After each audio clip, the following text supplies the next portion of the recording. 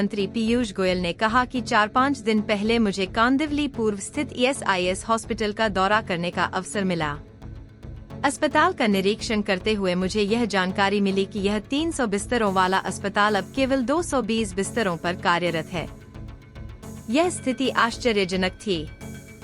मुझे यह भी पता चला कि 2020 में कोविड-19 के दौरान मर्चेंट शिपिंग कॉरपोरेशन द्वारा 70 बिस्तरों की एक विशेष सुविधा बनाई गई थी, जो अब भी कोविड मरीजों के लिए आरक्षित है। कोविड महामारी को समाप्त हुए काफी समय हो गया है, लेकिन इन बिस्तरों को जनता की सेवा में फिर से उपयोग में नहीं लाया गया।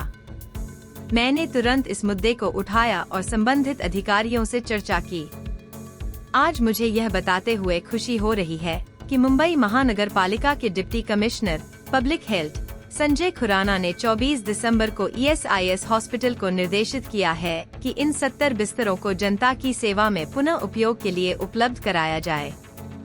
उन्होंने यह सुनिश्चित करने का निर्णय लिया है कि ESIS हॉस्पिटल सहित सभी अस्पतालों को आयुष्मान भारत योजना से जोड़ा जाए। भारतीय जनता पार्टी और सहयोगी कार्यकर्ताओं ने अटल बिहारी वाजपेयी जी के जन्म शताब्दी वर्ष के उपलक्ष्य में एक विशेष अभियान चलाने का निर्णय लिया है। इस अभियान के तहत अगले 100 दिनों में सभी आयुष्मान भारत पात्र लाभार्थियों, खासकर 70 वर्ष से अधिक आयु के वरिष्ठ नागरिकों को कार्ड प्रदान किए जाएंगे। आयुष्मान भारत योजना के तहत मुफ्त इलाज सुनिश्चित किया जाएगा। उत्तर मुंबई के सभी अस्पतालों से अनुरोध किया जाएगा कि वे आयुष्मान भारत योजना के तहत पंजीकरण कराएं। हमारा उद्देश्य है कि किसी भी नागरिक को स्वास्थ्य सेवाओं से वंचित न रहना पड़े। यह प्रयास भारतीय जनता पार्टी की जनता के प्रति प्रतिबद्धता का प्रमाण है। हम सुनिश्चित करेंगे कि स्वास्थ्य सेवाओं की पहुंच हर नागरिक तक हो और यह अटल जी के आदर्शों के अनुरूप हो। प्रेरणा स्तोत्र दिवस के दिन उत्तर मुंबई में जो खेल कूद का कार्यक्रम आयोजन हुआ है, जिसमें गोपाल शेट्टी जी, हमारे सभी आमदार, सभी हमारे पदाधिकारी, सभी ने मिलकर एक भारत रत्न अटल बिहारी वाजपेयी जी के जन्म शताब्दी के शुभ अवसर पर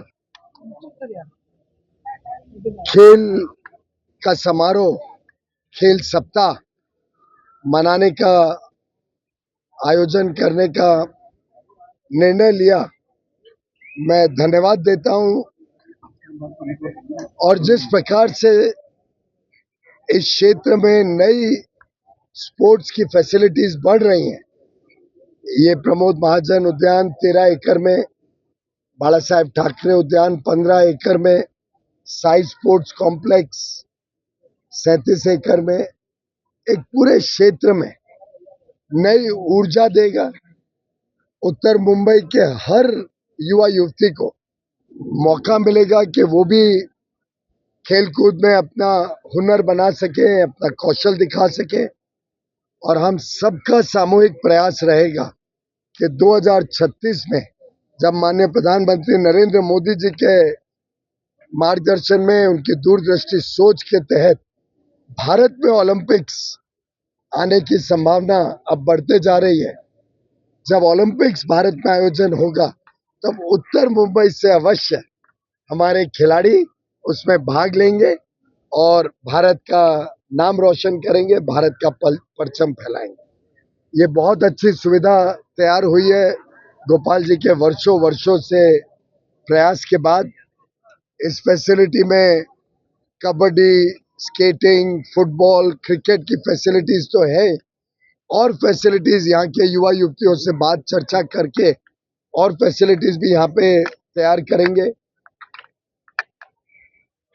उद्देश्य ये रहेगा कि इन सब फैसिलिटीज का लाभ निम्न मध्यम वर्ग या हमारे गरीब परिवार के जो बच्चे हैं, जिनको पर्याप्त मात्रा में ये सुविधाएं उपलब्ध नहीं रहती हैं, जो म्युनिसिपल स्कूल्स में हमारे बच्चे पढ़ते हैं, उन सब के लिए निःशुल्क यहाँ पे सुविधाएं उपलब्ध हो, अच्छा मौका मिले उनको यहाँ खेल कूद से अपने आप को जोड़ने का।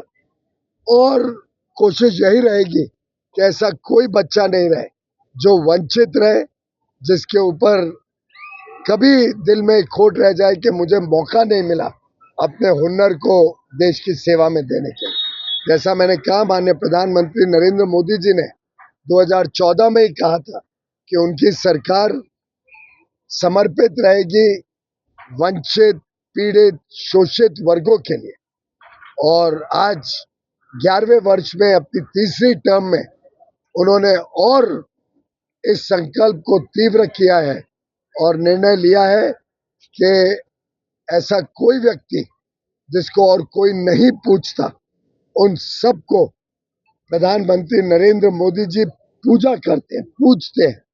ऐसे सब हमारे युवा युवती साथियों को हम सुविधाएं देके उनके जीवन में एक नया उल्लास और नई सवेरा के लिए चेष्टा करेंगे। पीयूष जी, गोपाल जी को लेकर भी लगातार लड़ाई लड़ रहा है कि जो बाला साहब यही ठाकरे भारतीय जनता पार्टी के कार्यकर्ता की पहचान है।